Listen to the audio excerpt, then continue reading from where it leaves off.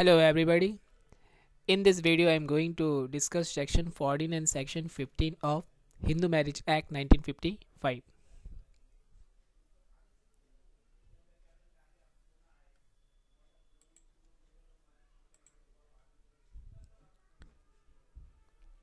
Section 14. No petition for divorce to be presented within 1 year of marriage. Notwithstanding anything contained in this act, it shall not be competent for any court to entertain any petition for dissolution of marriage by a degree of divorce unless at the date of the presentations of the petitions 1 year has elapsed since the date of the marriage.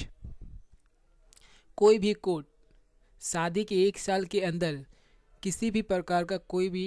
Divorce petition जो है वो entertain नहीं करेगी, किसी भी ground में क्यों ना हो वो इंटरटेन नहीं करेगी. ओके, ये दिया गया है. Provided that the court may upon application made it to in accordance with such rule as may be made by the high court in that behalf allow a petition to be presented before 1 year has elapsed since the date of the marriage on the ground that the case is of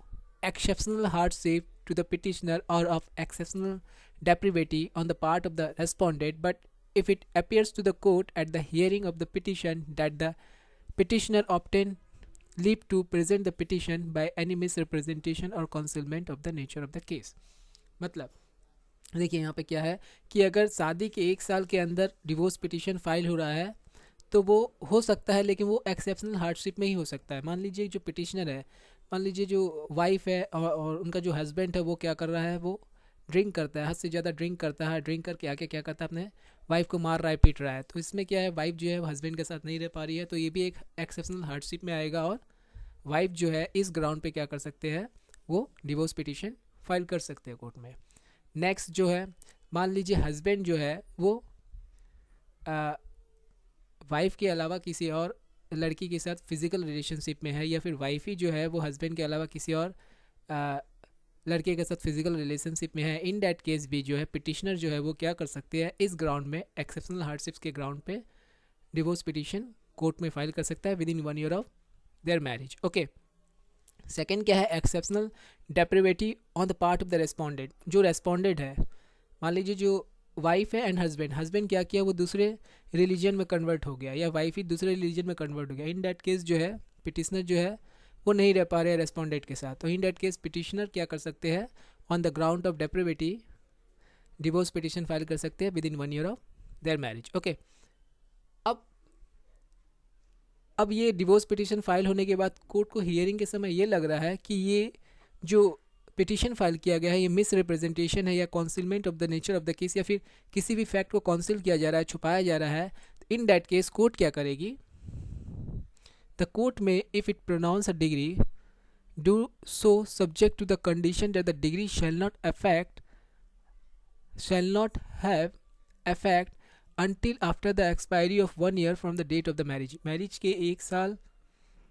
divorce petition file हो भी जा रहा है तो 1 साल के बाद ही जो है ये जो डिग्री जो होगा वो अफेक्ट करेगा, इससे पहले वो नहीं करेगा. और may dismiss the petition without prejudice to any party any petition which may be brought after expirations of the said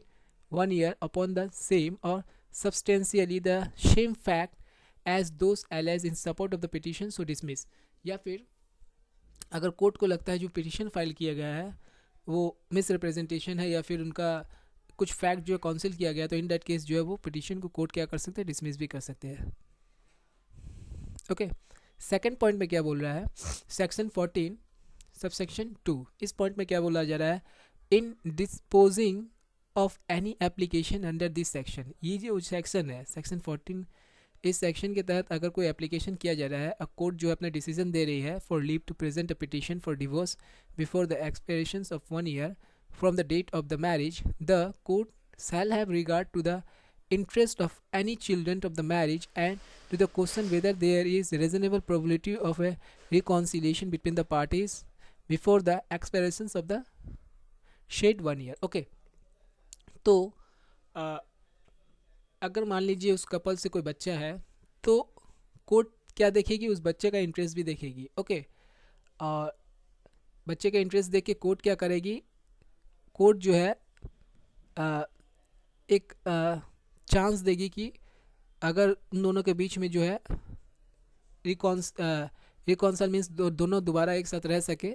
इस ग्राउंड को देख के भी कोर्ट अपना डिसीजन देगी। Okay,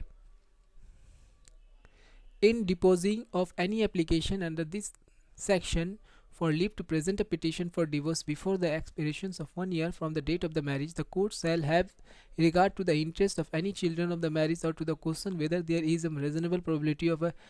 reconciliation between the parties before the means एक साल के अंदर जो डिवोर्स पिटीशन फाइल हुआ, इस डिवोर्स पिटीशन फाइल होते समय जो हस्बैंड एंड वाइफ का एक बच्चा भी है, तो कोर्ट जो है बच्चे का इंटरेस्ट देख के हस्बैंड एंड वाइफ को 1 साल का समय देगी कि अगर 1 साल के भीतर अगर इन दोनों के बीच में सेटलमेंट हो जाता है तो एक साथ दोबारा रह पाएंगे, अगर नहीं हो रहा है तो डिवोर्स हो जाएगा। ओके, सेकंड जो सेक्शन है वो सेक्शन 15 है। इस सेक्शन में क्या है, डिवोर्स पर्सन्स व्हेन में मैरी अगेन। डिवोर्स जो मान लीजिए डिवोर्स हो गया है, अब डिवोर्स के बाद जो लड़का या फिर लड़की दोबारा कब शादी कर सकते हैं। Okay, when a marriage has been dissolved by a decree of divorce, जब मैरिज डिवोर्स हो गया है कपल का,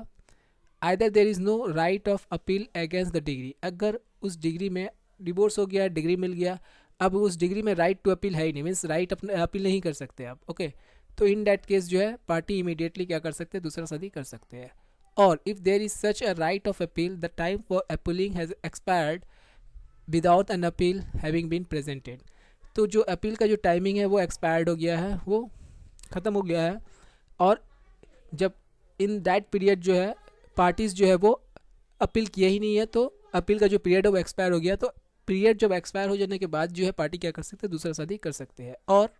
या an appeal has been presented but has been dismissed, या फिर अपील प्रेजेंट किया गया था पार्टी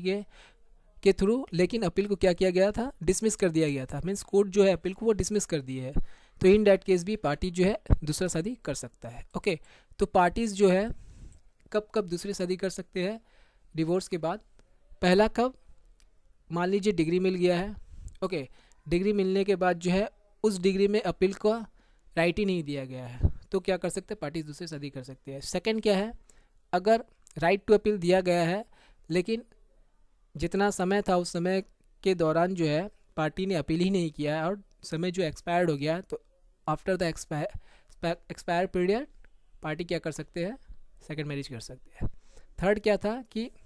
अपील किया गया है, पार्टी ने अपील किया है लेकिन उनका जो अपील पिटीशन था वो क्या हो गया, डिसमिस हो गया, तो इन दैट केस भी पार्टी जो है वो सेकंड मैरिज कर सकते हैं। ओके, अगर आपको मेरा वीडियो पसंद आया तो मेरे इस वीडियो को लाइक कर दीजिए, शेयर कीजिए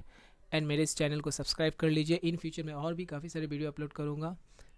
thank you so much for watching my video.